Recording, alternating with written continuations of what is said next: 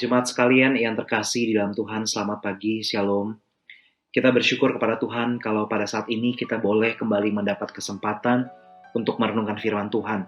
Hari ini firman Tuhan akan terambil daripada Injil Lukas, pasal ke-14 ayat 25 sampai 27. Saya akan membacakannya untuk kita semua dari Injil Lukas pasal 14 ayat 25 sampai 27. Demikian firman Tuhan tertulis, segala sesuatu harus dilepaskan untuk mengikut Yesus. Pada suatu kali banyak orang berduyun-duyun mengikuti Yesus dalam perjalanannya.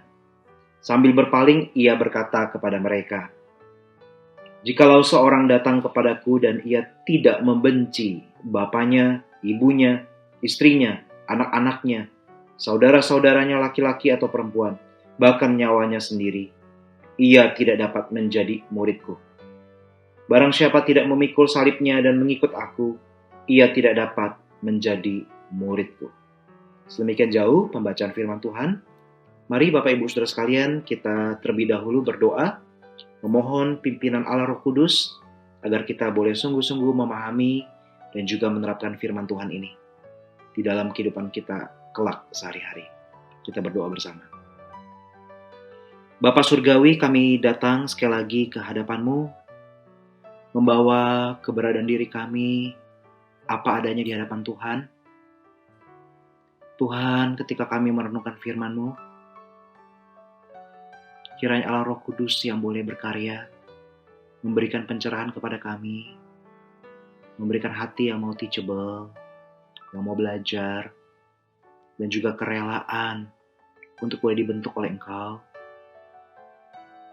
Keinginan atau hasrat untuk hidup seturut dengan apa yang Engkau inginkan dan menemukan keindahan di dalamnya. Tuhan berkati setiap kami yang mendengarkan firman ini. Hamba-Mu yang memberitakan, Tuhan tolong. Dan juga segenap jemaat Tuhan yang mendengarkan, Tuhan juga berkati. Demi Kristus Yesus, Tuhan kami, hidup kami berdoa. Amin. Saudara yang terkasih dalam Tuhan, kalau kita melihat ke dalam ayatnya yang ke-25, kita bisa melihat di sana banyak orang berduyun-duyun mengikuti Yesus. Saudara, ayat ini menunjukkan kepada kita bahwa pada saat itu banyak sekali orang yang tertarik untuk pergi ke tempat di mana Yesus berada. Diyakini banyak di antara mereka sudah pernah melihat langsung atau paling tidak mendengar tentang berbagai mujizat yang pernah didemonstrasikan oleh Yesus Kristus di dalam pelayanannya. Namun poinnya saudara yang ingin ditekankan di sini adalah belum tentu semua orang yang datang, yang mengagumi Yesus, yang mencari Yesus pada saat itu, mereka adalah murid daripada Yesus Kristus yang sejati. Oleh karena itu Bapak Ibu tidak heran bila ada seorang hamba Tuhan asal Jerman yang hidup pada masa Perang Dunia Kedua, yang bernama Dietrich Bonhoeffer.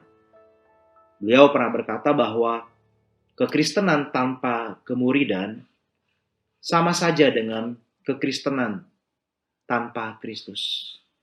Di sini kita bisa melihat ada posibilitas atau ada kemungkinan seorang Kristen hidup tetapi ia tidak dimuridkan secara intensional.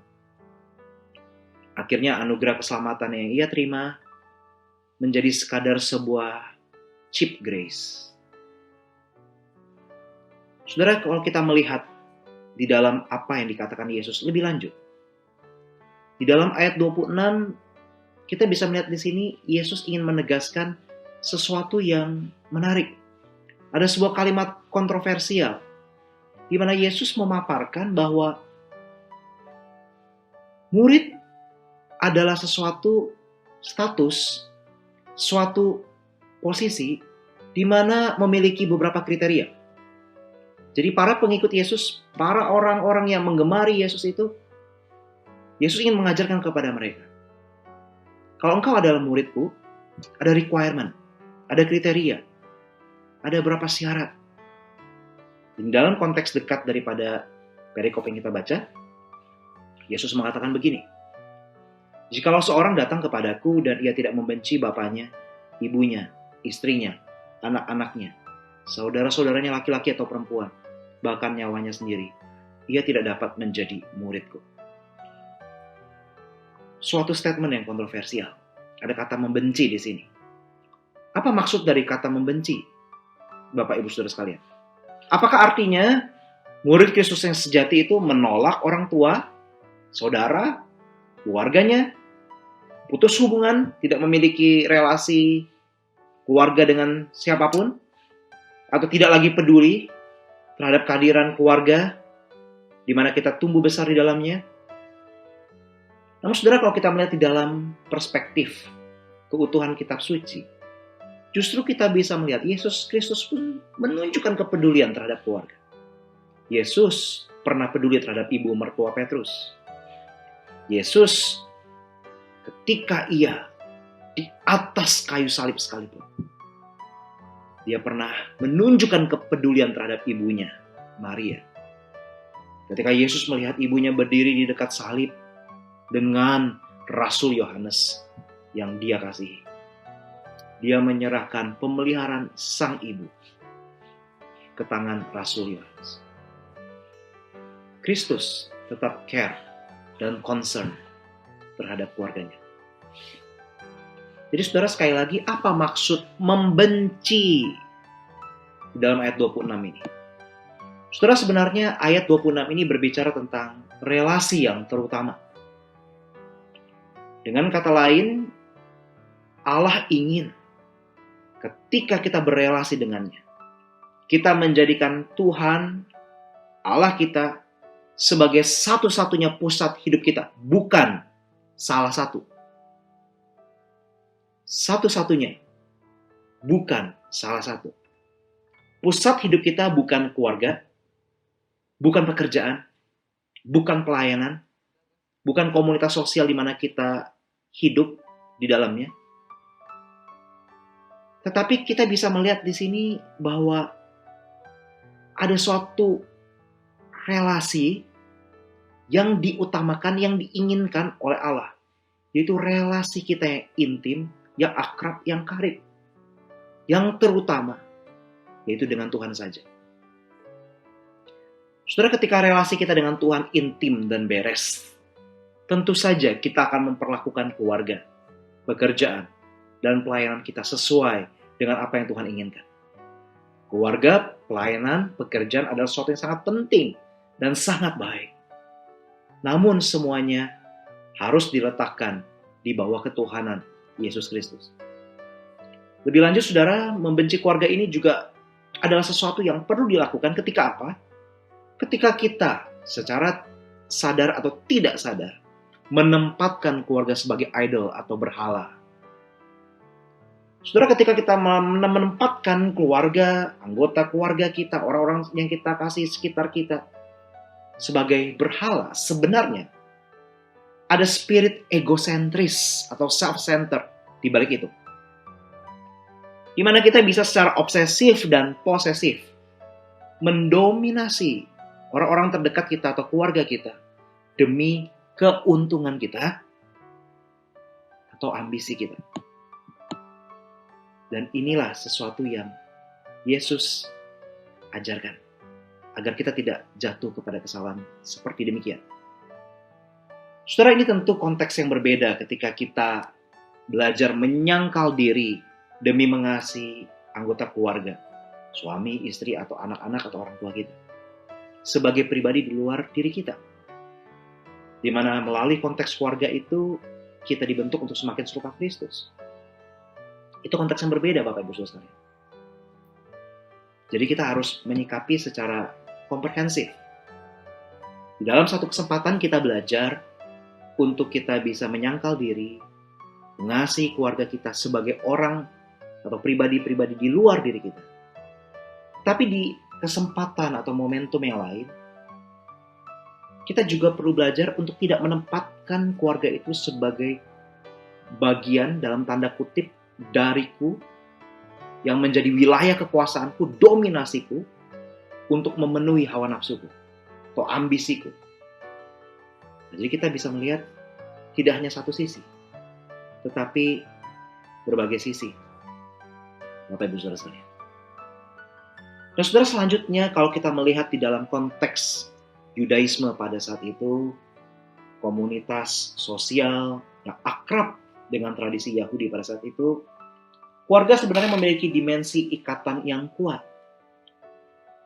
Dan ketika Kristus berkata membenci keluarga, maka artinya kita sebagai murid Kristus yang sejati perlu belajar memiliki detachment atau keterlepasan dengan keluarga kita. Dengan kata lain, begini Bapak Ibu, kita menyadari bahwa keluarga kita bukan milik kita, bukan domain kita yang bisa kita eksploitasi semau kita. Tetapi keluarga kita itu adalah milik Kristus sepenuhnya. Keluarga kita harus dipersembahkan kepada Kristus. Kristus yang bertata atas diri kita dan juga keluarga kita. Itulah makna mengikut Kristus. Ketika Kristus berkata, bencilah keluargamu. Saudara, ketika kita belajar mengikut Kristus, menjadi murid Kristus yang sejati, His disciple or His follower yang genuine, yang grow, yang fruitful. Banyak sekali anak-anak Tuhan atau orang-orang Kristen di dalam proses tersebut terjebak ke dalam keyakinan palsu yang tidak mereka sadari. Banyak orang, siapapun, Anda maupun saya, bisa saja terjebak dalam sebuah keyakinan palsu. Karena kita merasa diri dekat dengan Tuhan, kita merasa diri sudah menjadi murid Tuhan, ya atas didasarkan oleh hal-hal yang superficial, yang permukaan. Contohnya, oh saya sudah aktif melayani, saya punya komunitas di gereja, teman-teman saya orang gereja, saya aktif ikut ibadah di gereja setiap minggu, saya punya pemahaman teologi dan Alkitab yang cukup baik, saya memberikan persembahan. Saudara, berbagai aktivitas yang terlihat dari luar tersebut itu tidak salah, itu baik. Namun sebenarnya itu bukanlah tanda bahwa kita telah menjadi murid Kristus yang sejati. Tanda murid yang sejati tidak lain dan tidak bukan adalah kita mengejar Christ likeness, menjadi serupa dengan gambaran anaknya.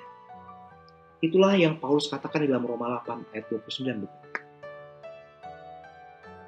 Kita mengejar Christ likeness itu. Terus saudara, adakah kerinduan ini dalam hati kita?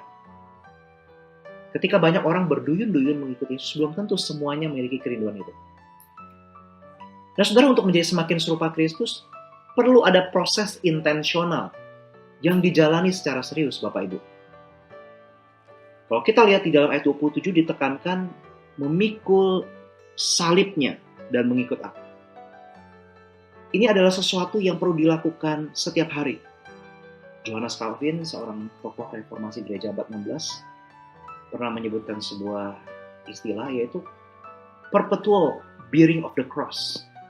Yaitu kita memikul salib kita secara perpetual, terus-menerus, berulang, setiap hari. Memikul salib artinya apa?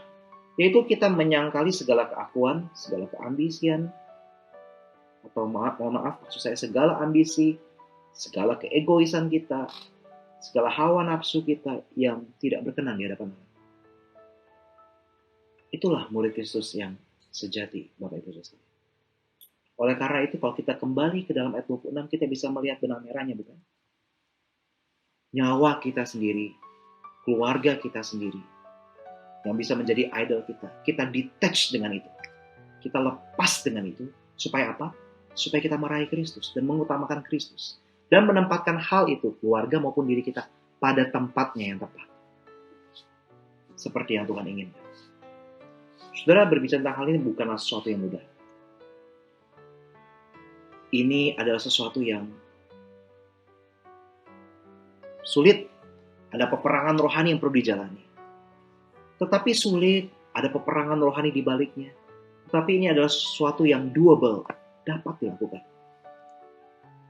Ketika Kristus mau meninggalkan para muridnya, Ia berkata, Ia akan memberikan seorang penolong yang lain kepada kita, yaitu Roh Kudus-Nya. Ketika Kristus memberikan firman-Nya, perintah-perintahnya, Kristus juga memampukan kita melalui Roh Kudus-Nya untuk kita bisa belajar menggenapi apa yang Tuhan inginkan. Saudara, mari kita sama-sama belajar menjadi murid Kristus yang sejati. Saya tidak tahu sudah berapa lama Anda mengikut Tuhan, menjadi seorang dalam tanda kutip yang di KTP-nya tertulis Kristen, menjadi anggota gereja. Saya tidak tahu seberapa lama. Tetapi mari kita belajar lebih jauh lagi, lebih dalam lagi, bukan cuma sekadar menjadi anggota gereja atau menjadi seorang yang memeluk agama Kristen, tetapi sungguh-sungguh hidup kita menjadi muridnya, dan setiap hari mengikut Dia, memikul salibnya. Dan ketika kita belajar menggenapi hal itu, maka damai sejahtera itu akan dilimpahkan, akan terus penuh di dalam kehidupan setiap kita. Tuhan Yesus memberkati kita semua, dan saya berdoa setiap kita pada hari ini boleh menjalankan aktivitas dengan damai sejahtera Tuhan, dengan satu keyakinan dan kesadaran bahwa kita dipanggil untuk memikul salib dan menjadi pengikut, menjadi muridnya. Kita berdoa bersama kembali. Tuhan, firman-Mu sudah selesai diuraikan. Bantulah setiap kami untuk menjadi murid-Mu yang sejati. Engkau mengenal setiap kami, kelemahan kami masing-masing. Tolonglah kami, bentuklah kami.